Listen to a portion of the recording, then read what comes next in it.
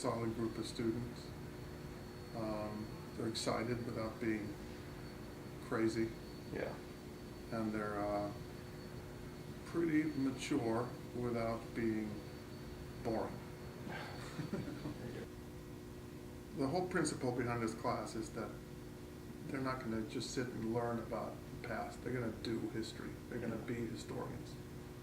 So we've had about a week of training, as it were, where they get used to what it is historians do. And now, today is the day when they're really doing it. And then we'll keep doing that. So they've been working with the First World War, and then they'll work with Harry Truman next week.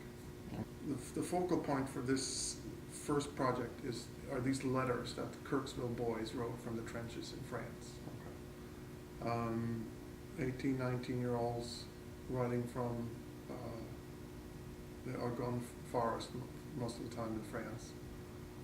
So up until now, I've been working on how to work with documents, how to read a document, how to get the most out of a document, how to find clues in a document, because we are the historian that's detecting.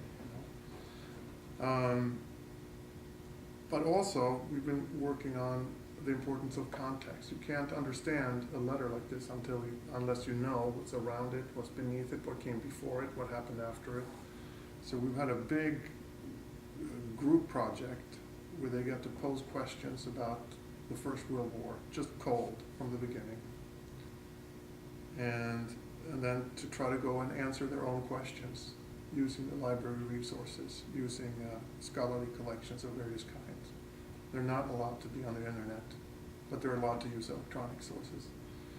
So they had a training session here at the library, what we have and what they can use. So then I organized the questions, put them in order, put them in categories, and then we went through and we had a 3-hour interactive lecture yesterday. That was the culmination of all of this, where I posed their questions that they had asked, and then they gave the answer, and then the rest of the class who was not in that group took notes, and I sort of filled in and followed up with questions, and they asked more questions.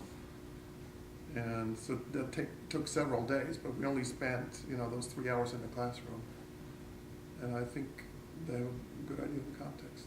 I talked a little bit about what it is like to be a historian. I told them about I had this day in the archives in France.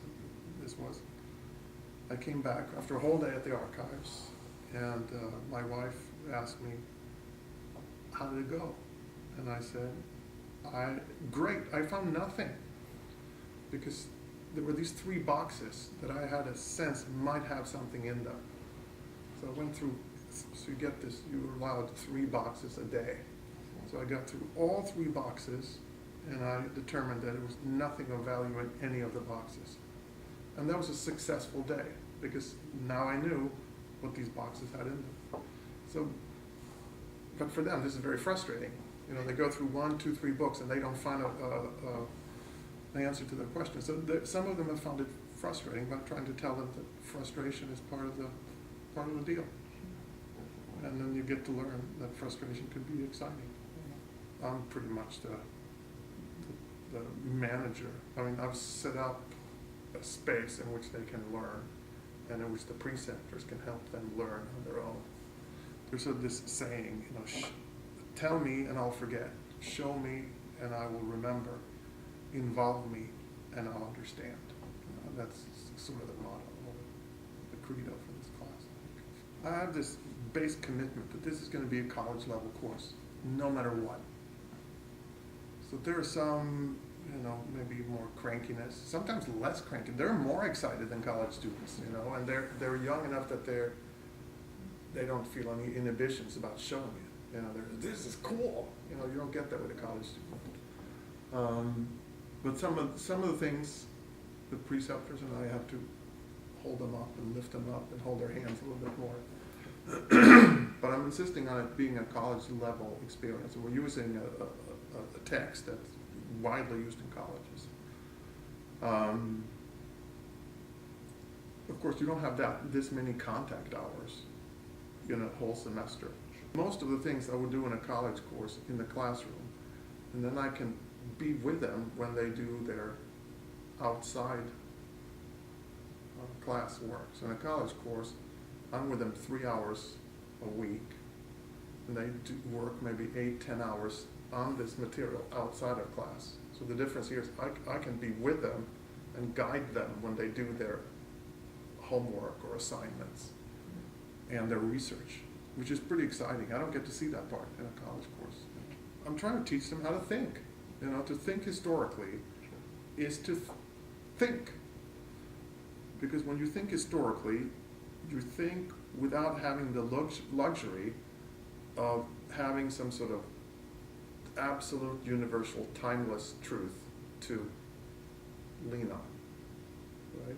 So the classic bad history paper begins with, since the dawn of humanity, or people have always been greedy, something like this. We don't do that in history.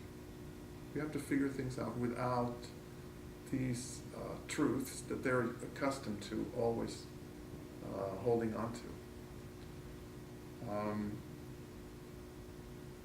So my advice to the parents is get ready to argue with your kids in a good way. Because if